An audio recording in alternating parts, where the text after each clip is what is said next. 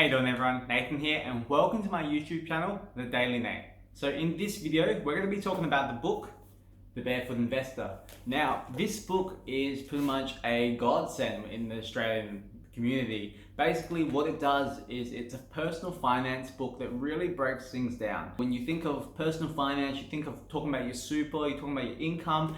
It's one of those brain dead topics. And what this book is not only is it a book made for Australians, but it's actually a book that breaks down every single topic and every single little bit into something that you could really understand. So even pretty much an idiot will be able to read this and really take a change into their personal finances. So the author of this book is Scott Pape, and basically through this video he gives a really good idea of how he went through a lot of financial difficulties that almost crippled him and his family, and what he did to actually build that up.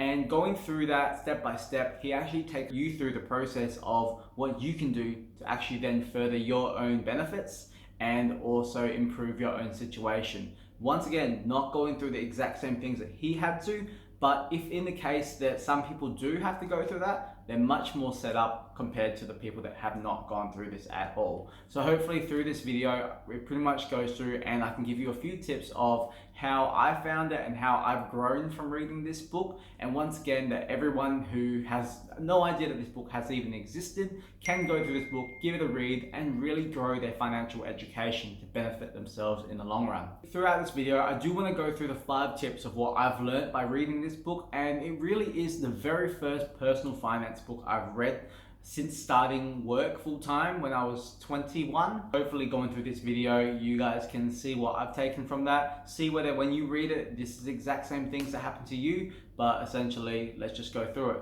So the very first tip is, once again, I've spoken about this, is to have an emergency fund. Now, Scott Pape talks about it in his book where he went through a lot of financial difficulties and really highlights the importance of actually having this fund. Not every single person is going to go through the exact same thing. Try my best not to spoil it, but there's always going to be something that goes wrong, something that you do not expect at all. And this fund is pretty much going to be your buffer that's pretty much going to save you and give you confidence knowing that you can pay them off without having to go into debt. So he goes through his type of situation, but he also puts in a lot of success stories of people who have read the book and people who have been in hundreds of thousands of dollars in debt, going through the book, going through the steps, and at this point now they're financially secure. And that didn't happen in 3 months, 6 months. It happened over the course of 5 to 6 or 7 years, the long term. And essentially every single person that reads this, by going through the steps, you really do understand that it really is the long-term game. That's what you're playing rather than the short-term wins. The second tip that I've learned is the automatic allocation of your income every single week or fortnight that you do get paid. So often when you get the full paycheck that comes into your bank account, you really feel that you have to spend it. Every dollar that you earn, you really want to spend because you feel that, you only live once, YOLO. But at the same time, by doing this and automatically allocating it to certain funds, whether it may be your savings, you might be saving for a house, or the travel fund, instead of actually doing this yourself, setting it up so that your employer can actually put 5% into this fund, 10% into that fund, and 20% into this fund, it actually ensures that you're not going to aimlessly spend that money without knowing that it's going to be put to good use. So I found that this has saved me a lot of money, because otherwise, if you don't see the money, you can't spend the money. And if you know that the money is already being put to good use, once again, in a savings account meant for something, you're not going to go out and take the money and spend it yourself. The next tip that I really wanted to talk about is his idea of pretty much just a general awareness of a credit card. Now, the credit card, when you think about it, it really does look like a bottomless pit. You get all these different companies telling you that you have a $15,000, $20,000 limit, and the amount of things that you can buy is endless with that. But what they really hide in the fine print of it is that if you do rack up a debt, that debt's going to incur a 20% interest, which is almost the biggest amount of interest you'll ever have to pay on anything. It's pretty much as if a loan shark is hiding behind your back, waiting for you to spend all of your money using the credit card, only to tap on your shoulder and come back to you. But at the same time, it feels good because you feel like you have a lot of money. So really, realistically, it comes down to almost like fire. If you use it for good use and you put it to good use, it can make food, it can provide you warmth. But at the same time, that same fire can hurt you really badly. And that's how a credit card works. So the fourth tip that I've gone through while reading this book is the importance of superannuation. Now, once again, when you hear the word superannuation, it really does make you want to sleep. I was the exact same way, but this is pretty much the government's way of ensuring that you have money at retirement. If you had all the money in your pocket every single fortnight, you're obviously going to spend it. It's extra income for you. So you're going to spend things on things that you like, which is why the government takes that money away and puts about 9 or 9.5% into another fund. And that fund is just, you're not allowed to touch it until you're 65. Now, knowing that your employer only puts about that amount, 9.5%, it might not even be enough, which is why you're actually allowed to increase that amount from asking your employer to take up to 15% and putting that into your superannuation. And this superannuation, by adding this extra little amount over time and compounding on itself, is going to be a lot more than you had as if you put only the minimum amount that your employer does for you. And he really puts it out there. He does a really nice chart and really shows how much you can actually grow by just this little 2-4% increase. But at the same time, he really goes into the details of the fees that are really the silent killers. So everyone talks about inflation coming up every single year, but if you're spending so much money on fees for all the simple things, whether it could be a bank account, your super, and these fees are extremely high, those things are going to kill you over time. They might not seem like much, 5% of $1,000 is nothing, but 5% of $100,000 or $1 million is suddenly, it's quite a lot of money.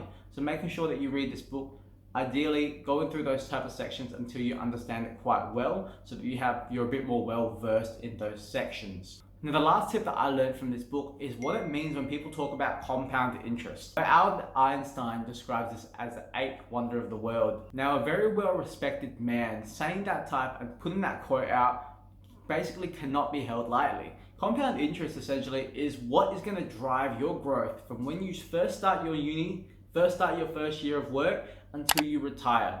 All that amount of time, the 20, 30, 40 years of compounding on itself. So your money will grow on itself. So money gathers interest, and as the years go through, your interest gathers even more interest. So your money is just building on itself over and over again. And once again, within this book, Scott Pape goes through it as well in terms of your stock investing, in terms of your super. He really puts it into light and actually helps you to grow that, basically value it a lot more. So those are the 5 tips that I feel that I've learned the most reading this book. And once again, being my very first book, I went from having absolutely zero idea of anything when it comes to personal finance, anything when you come to those really big words. But what that actually did for me is it allowed me to understand a little bit more, to give me the drive to further my education. So at the same time, and as much as I can really rate this book as for someone as a beginner, there's definitely a few things that I think you can actually just have an idea of as you go forward. So the very first thing is that he describes this as the only money guide you'll ever need in your life. Now, I don't really agree with that because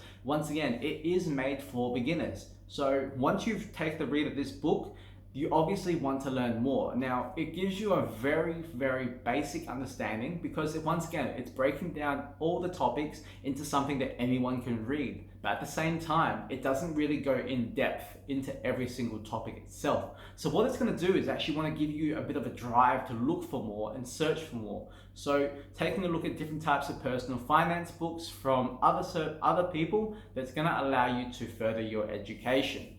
Now, once again, with this book, it's well read for anyone, pretty much all beginners. But if you're already well versed in your financial education, in your personal finance, you may already have all your funds set up and everything. So this book is going to feel like a bit of a bore to you. But at the same time, never kind of limit yourself in what you can learn. You should just be a consumer of knowledge and education. So just taking everything you can get, throw out the things that you don't need or you've already been doing. From there, you can still grow from this book regardless.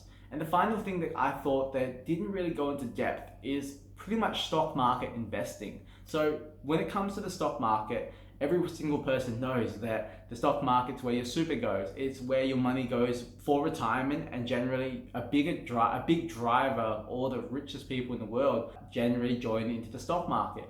But at the same time, with this book, it really only gives you a very, very thin idea and what the stock market's about without going into finer details. And I felt that with this book being a money guide, the stock market is basically something that you really would want to put into a lot more detail. But at the same time, it really just drives your knowledge to growth. So I hope everyone's enjoyed this video, basically going through the 5 tips of what I've learned. I've obviously go through this book every now and then again, just real quick flips. And essentially I've highlighted certain bits just to remind myself how simple personal finance can be as I keep pushing for growth and further my financial education.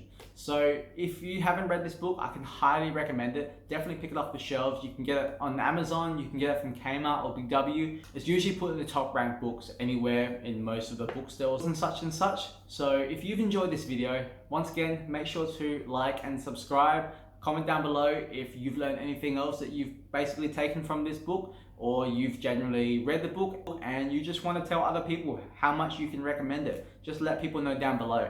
All right, so let's keep growing, guys.